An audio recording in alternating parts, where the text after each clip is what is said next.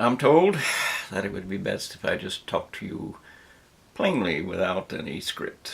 So that, the script is to get it over with in a hurry and get as much as possible in the shortest amount of time. But if that doesn't work for you, I guess it doesn't work for you. So let's just start at the top a little bit. Did you know that the Earth travels at about, I think it's 1,000 miles per hour. I don't really remember today. But nonetheless, it spins rapidly. The atmosphere is not exactly attached to the planet. It is out there in space. Space provides what would seem to be a little bit of friction. Or more correctly, it's the fact that the weight of the atmosphere is different than the weight of the planet, and where they interlock at the surface, that's a little bit of a problem, because you know that there is a jet stream above us, and that's just an indication of what it means when the atmosphere is not directly tied to the planet.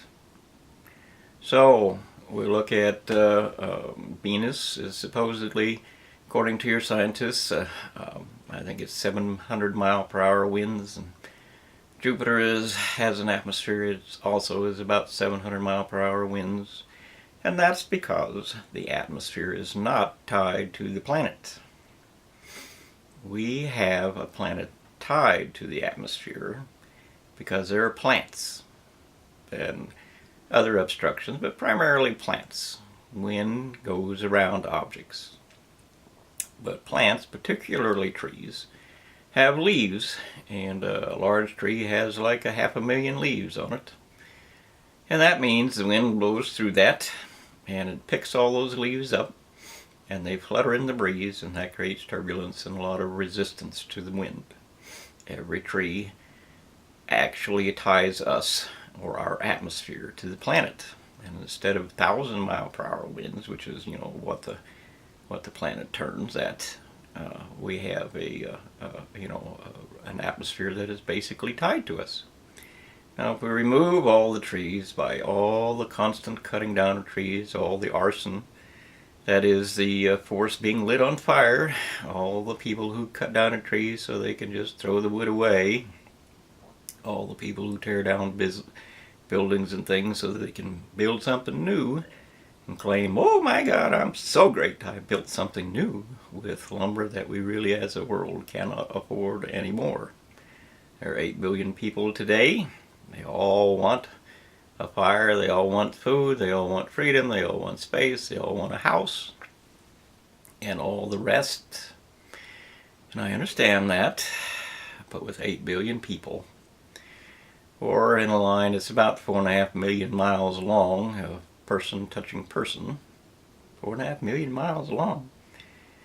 You should think about that for a minute. Anyway, if we don't save some trees, and I mean just basically every tree that's left, we will not soon have an atmosphere that is tied to the planet.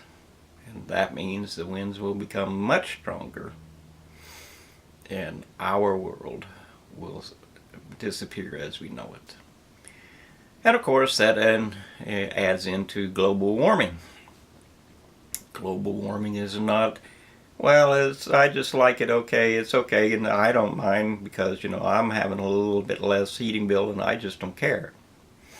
Global warming is the ice that is disappearing from the planet is used to mediate the temperature in the summertime, just like ice in your glass of water mediates or makes the water cooler by melting the ice. Well, without ice, the temperature of the planet, this planet, is going to go up. Not to mention all the water that is being displaced from places that need it, all the weight of the ice and the water that's on the mountains and things that are going into the oceans that have now redistributed weight across the planet. And that makes if you know what a tire is on a car, if it's not balanced, even just an ounce or two, then the whole tire and the whole car starts to vibrate. Just think about a few thousand trillion pounds being redistributed somewhere else on the globe, because the water runs into the ocean and the ocean takes it somewhere else. And that, of course, causes volcanoes to erupt, and it causes tsunamis to erupt, and is no doubt responsible for the Japanese earthquake of a few years ago. Weight redistributed on Earth. Not to mention all the mining and all the weight that is moved around for that, and all the building and all the rest. It is a big problem. We actually do have to make adjustments in our own behavior so that we actually face the consequences of what we are doing. 8 billion people. And that's assuming we stopped right here. We'll add another billion in less than 10 years. Another billion people. With a billion people already not starving to death yet, but hungry. With all the problems that come with that. There will be war. People will release biological weapons of mass destruction as a means to start curbing the population, because there are people who think that's a good idea. It is not. But it only takes one to do that. Just think about that. It just takes one to do that. And the consequences can be as long as the planet survives, which isn't likely to be very long, because people, your scientists, are trying to ignite atoms on fire. They have machines. They think it'll be great. A tremendous heat source with almost no pollution. They're true. That is true. But like you look at the sun, take a look at the sun. The sun is a tremendous atomic fire. We know it's an atomic fire. There is no other energy source that we know of that could create that kind of heat. Anything else, any other conclusion, is just a fantasy. If we know anything at all, we know it is an atomic fire. It is not an atomic explosion, which would, instantly erupt and then disappear. It's not just heat, because the heat has to be produced by something. It is a fire. And a fire means something is burning. The bond that holds elements, the bond that holds atoms together, is what's burning. Now that is very important for you to understand, because when they try to ignite a fire here on Earth, which they do every single day and have been doing for 3 or 4 years now, and they have proven their theory of fusion, which is the idea that 2 atoms are going to be forced together to create helium, has already been proven false. It was an absolute fantasy from the beginning. I think they knew it, but the problem is they make money by creating these fantasies, and they get power by creating these machines, and they have more pride than you can even imagine. And that's pretty hard to say. I mean, more pride than you can imagine. Whew. Well, people who think they're God aren't turned away very easily. Nonetheless, there's only 1,000 or 2 people that are really in charge of that across the world. We are 8 billion people with babies and all. And babies grow. And even if we stopped having children today, which we certainly are not, all those children grow. And they will need food, and they take more, and we need more of everything than we have today, because babies grow. And of course, every child that is added in, and every person that doesn't die from old age when they should die, just because, you've had your turn, the children need theirs. Well, that too is another little problem. We have to face our reality.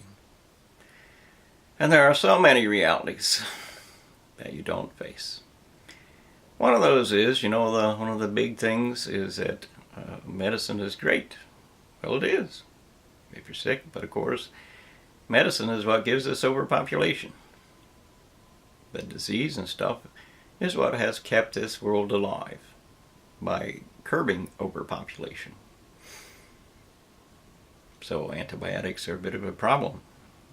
And they have been used so irresponsibly that they're now creating germs or diseases that will not be stopped. Far worse than they've ever been throughout the entire history of humanity, because they were redeveloped and redesigned by antibiotic use. So our food supply, livestock supply, is based almost entirely on the use of antibiotics. You can't have a factory farm without the use of antibiotics, because one single disease and the entire factory farm will be destroyed. That disease in close confinement spreads like a fire does. And it takes them all out, and there certainly isn't any time, and there isn't any room, and there aren't any resources, and there's no possibility that we can rebuild a livestock population even if a few survive. It can't be done. We have too much need. There are too many people, and the ocean, so badly abused, will soon be dead. That's not a statement of oh, panic, panic, panic. That's a statement of reality. Look at what you do. Look at what you do. Investigate it. Examine the facts, and you will understand. Even if you can't understand it today, once there's 1 billion more people in less than 10 years, it will be so obvious, and there will be so much war, and so much bloodshed, and so much horror, that you won't be able to deny it anymore. But of course, the old people who are in charge of everything say, it's not my problem. Let the children deal with this. I just want to get out of this life as happy and as rich as I can. Well, that isn't exactly for life now, is it? It's just for you. And you aren't enough. Better change your mind. Eternity is a big thing. So, let's just keep on going a little bit. There are, of course, genetic alterations in plants, and that's part of the food supply. So genetic alterations have increased the yield. They have, for a fact, increased the yield. But they've done it by eliminating diversity in the plants. Men only want just one tiny little thing that they can control. They just want one. And the problem with that is that, if something comes up, like a disease that infects that one variety, then there is nothing left for a second chance. Also, the big problem included in that is the genetics are such that they're entirely dependent now on artificial fertilizers. Phosphorus and potash are both looking at the end of their supplies in another 10 years or so. Unless, another big deposit can be found somewhere. It's becoming a smaller world all the time. And there will be deposits set in. But nonetheless, without the fertilizer, you are not going to get the yield. And without the diversity, you're not going to be able to find plants that can survive without the fertilizer. So the end result of their genetics is that they have put the entire food supply in jeopardy, or plant supply, for the future. It's just the children can die, but maybe not, maybe they don't want to. Nonetheless, these are the decisions being made. And you ought to think about it before you condemn an entire world. So, there's just so much more. So much more. Well, I'll just stop there for a moment. I would turn to the planet for just a minute. The 1,000 miles per hour means that's the speed the land itself turns out we're 25,000 miles across the planet, or circumference. Divide that by 24 hours in a day, and you get a little over 1,000 miles per hour to complete one revolution. So the surface is running at 1,000 miles per hour, not the planet's turning 1,000 miles per hour. So try to understand that. And of course, the atmosphere, what is higher up, actually gets left behind a little bit, and that draws and pulls the other rest of the atmosphere behind it until it all turns at the same speed, or is left behind, and the planet basically disengages from the atmosphere. I will return to food. Did you know that the food plants that we depend upon are being sterilized, as well as being completely devastated with diversity being erased? An extremely bad situation. But of course, plant people who sell plants want it sterile. And if the plant is sterile, then it isn't producing any seed for reproduction, and that means it can use less energy in that production. So the seed is still occurring, it just won't grow anything. It just won't create new seed. That doesn't mean that the plant won't grow, it just won't grow seed,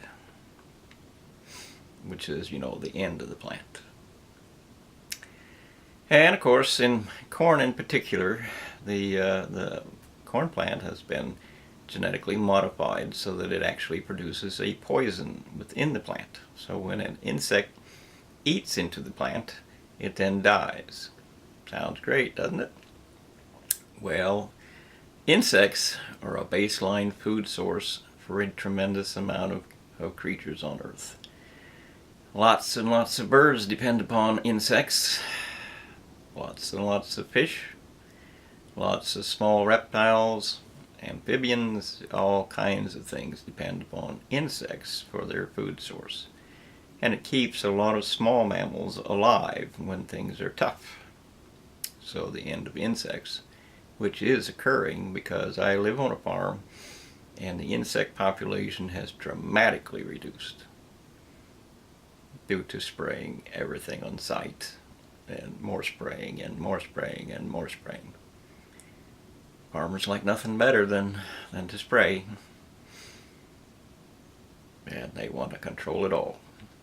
So we have all types of habitat loss, all types of plant loss. I've seen any number of plant species disappear, and there are some others that have been brought in by the field cultivation. Somebody in a horticulture decides there's a new plant, oh ain't it pretty, so they plant it. It produces, it escapes, and then it comes into the field, and then more poison is put out to combat that plant.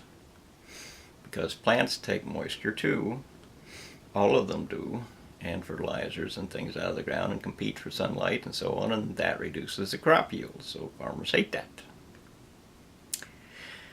So anyway, trillions of gallons or trillions of tons, particularly over 50 years of time, dumped on the ground and dumped on the ground, and you say, well, where does it go? If it doesn't evaporate into the air, which is of course another problem, then it must sink into the dirt. Something happens to it. And I wonder just how far down will it go? Nonetheless, that's for another discussion. If you don't want any birds, you don't want any insects. Think about that for a minute. Nonetheless, there's aquifer issues too. According to the Illinois Water Survey, only 1 inch of water is returned to the aquifer per every 50 inches of rainfall. So it takes 50 inches of rainfall to put an inch into the water that's underneath our feet, that we use and depend upon across this entire planet, basically. So if you don't have water in the aquifer, think about that for a minute. If you don't have water in the aquifer, and of course California does not have water in the aquifer, they are down to maximum depth. They have went through the water in the top 2 or 3 aquifer areas throughout the state, and are now down to basically what they believe is the bottom of the barrel. They will soon run out. And of course, they don't have enough surface water for all the people on top. And still, they, discard water in a hurry and make no claims for, how they're going to take care of this problem. They even pump poisons into the aquifers on top because they figure they're dry forever. What could it hurt? Well, it can hurt a lot. Anyway, when they run out of water, their property values end, and they all have to move. They all have to move. You can't survive there without water. Nobody survives without water. And it doesn't matter how much you've invested or how much you hate to move. You can't survive without water. So they will be coming after the water somebody else has. Doesn't matter how much it costs, doesn't matter how far away it is. They're going to get water, or they're going to move to your house. They have to live somewhere, and they can't live anywhere without water. The irrigation being used out of the Ogallala aquifer that's at the foot of the Rocky Mountain line is nearly gone. The original university estimate was, we can't ever get rid of all this water, use as much as you like. But of course that wasn't true either, and they're down to the bottom of the barrel and still using it in ethanol production. Ethanol production has absolutely no value. Fundamentally has no value. It's just a prop for the corn prices, which should not exist anyway, and that's a whole other issue. But nonetheless, there's not going to be any water there either. And that means those people cannot survive there.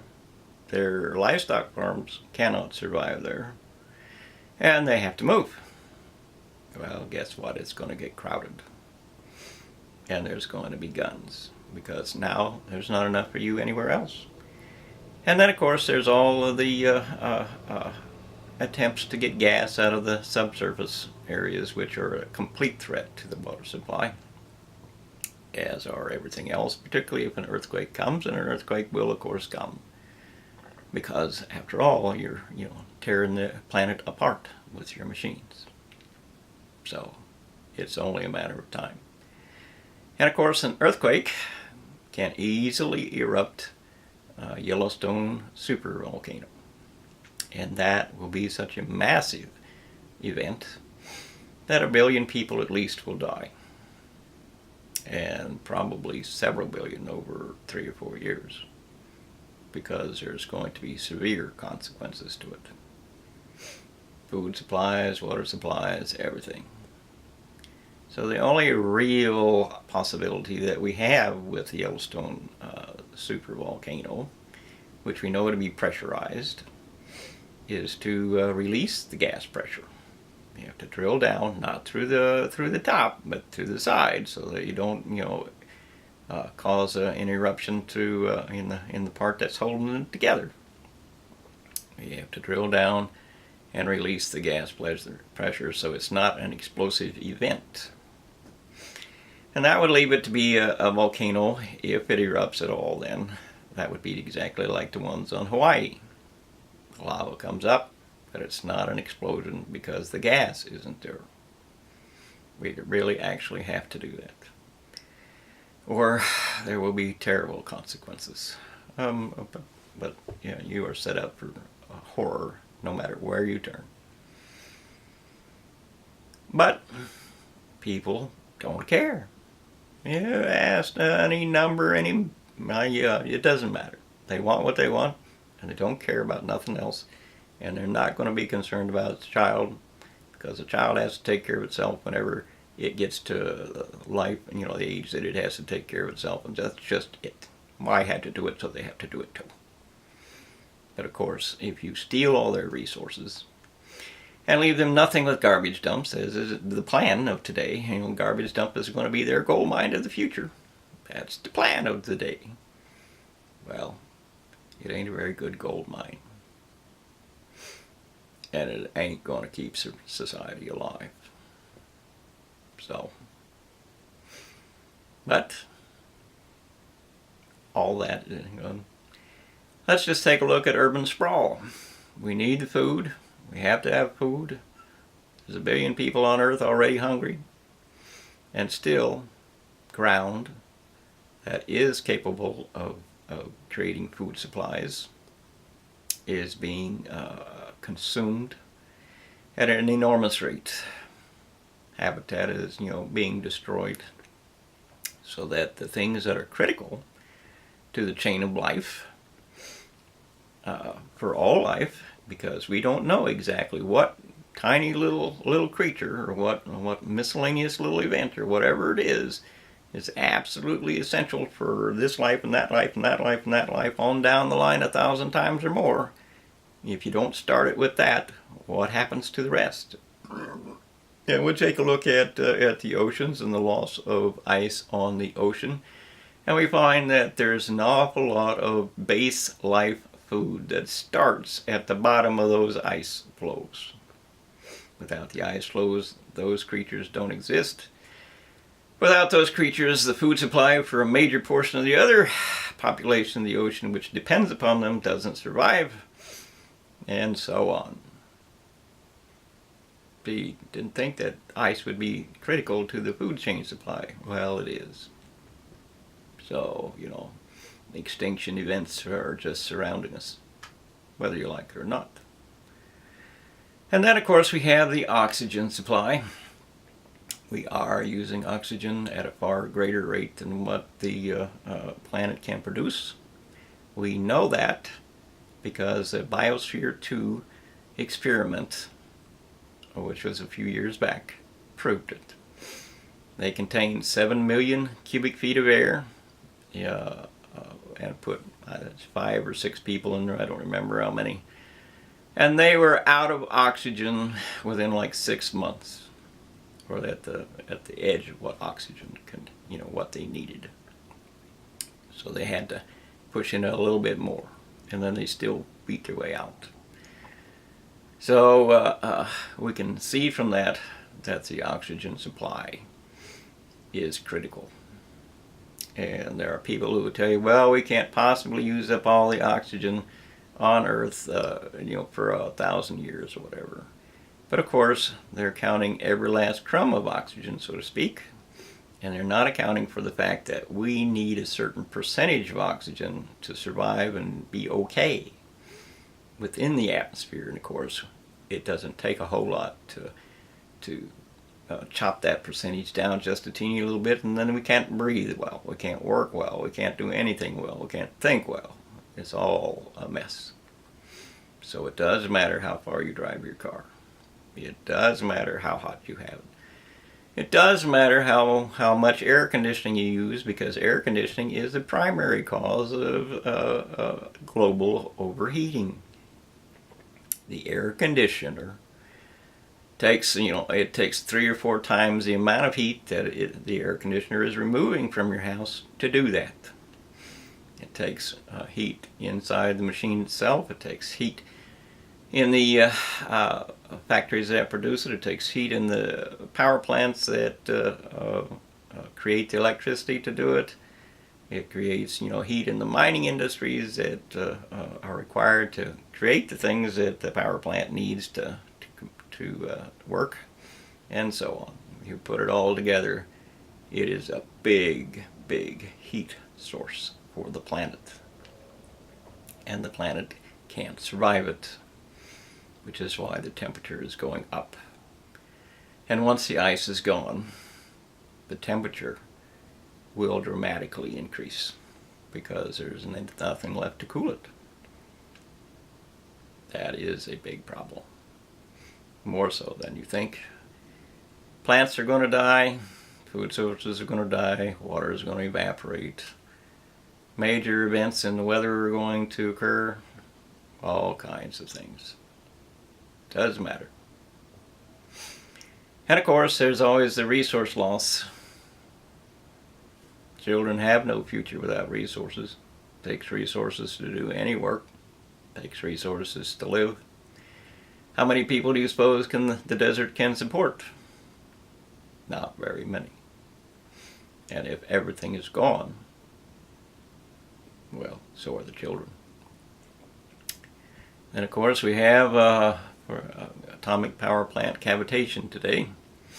They have done some experiments on some atomic power plants and found severe cavitation in those boilers.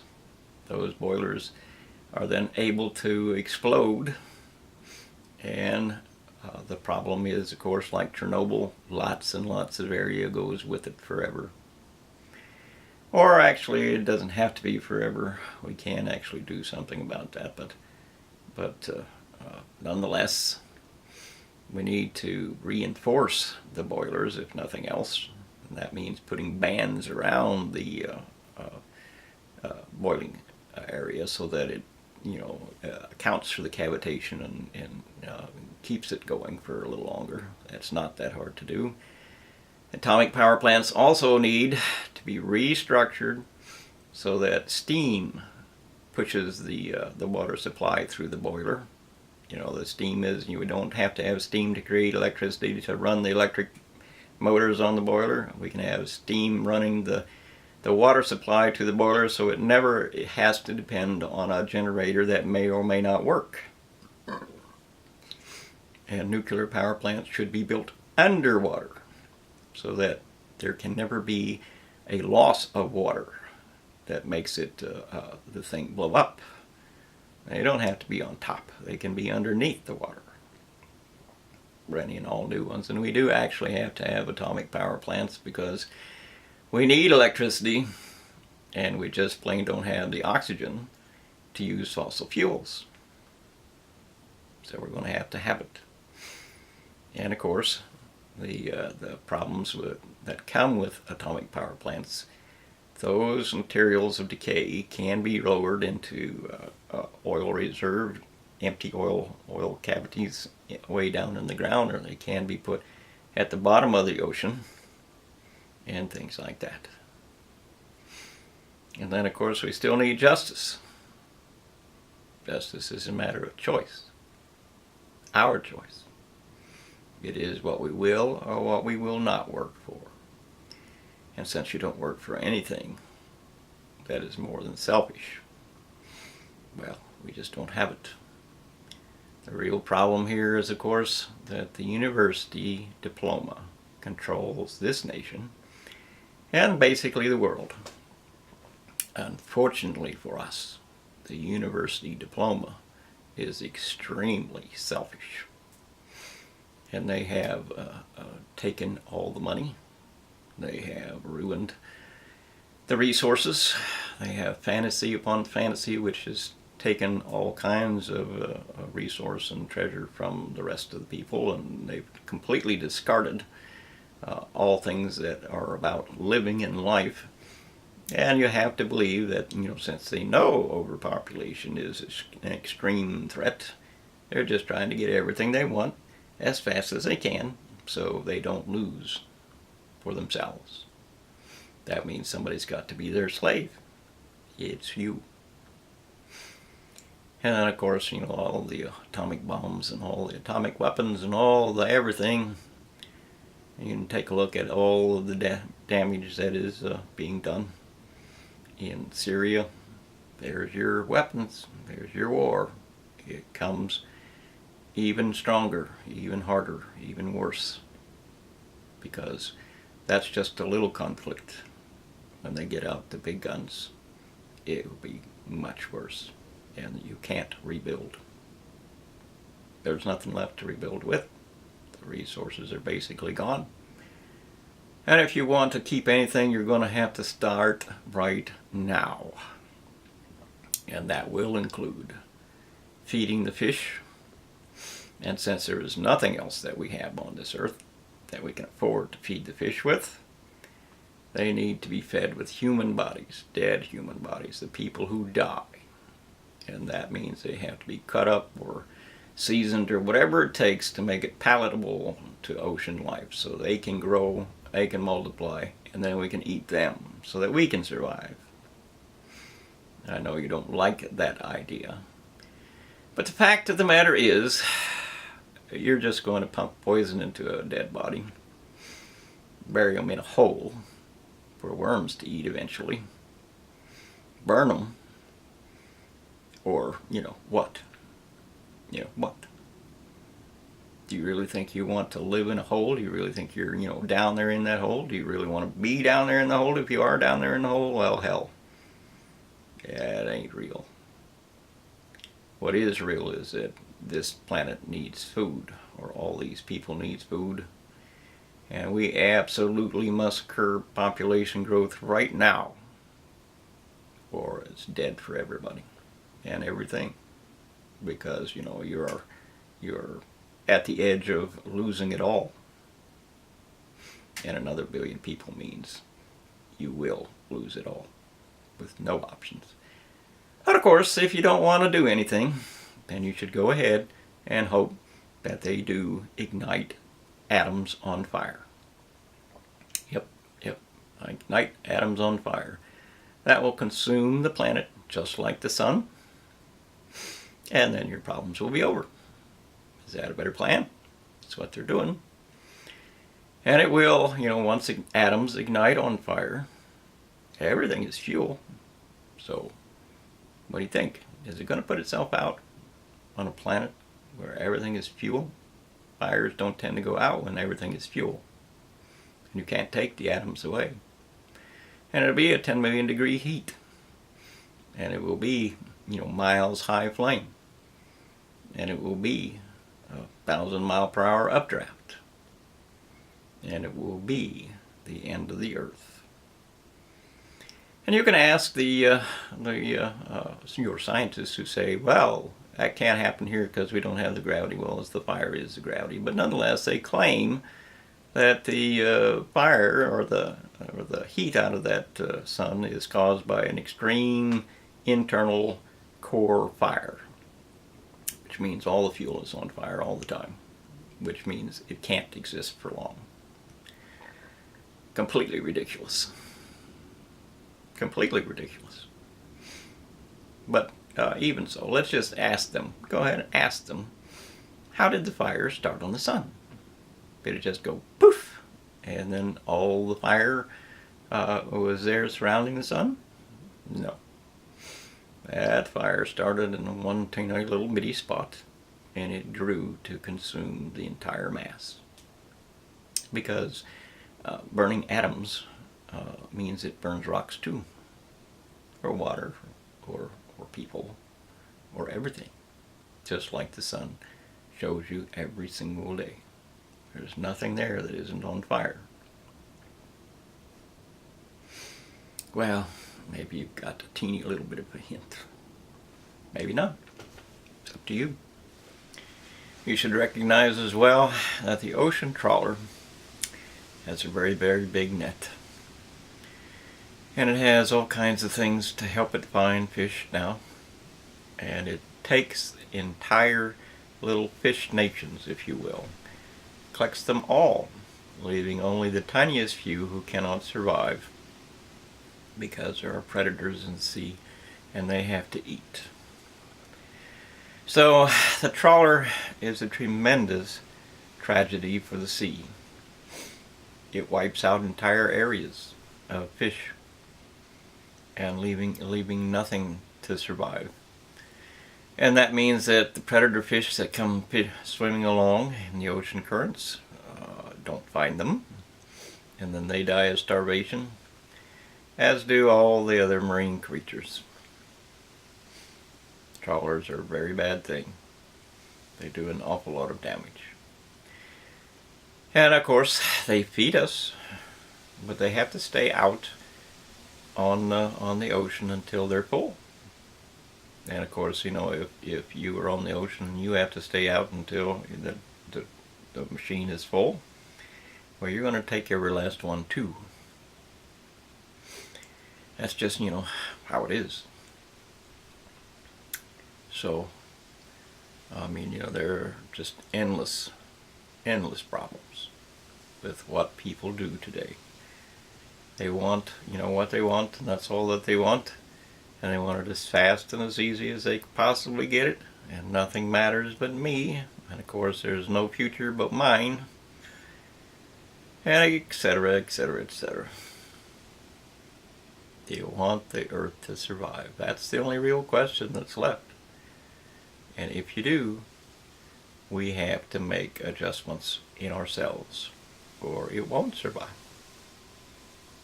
We are the problem. Our choices are the problem.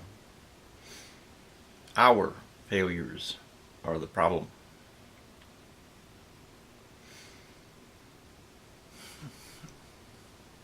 Make a decision.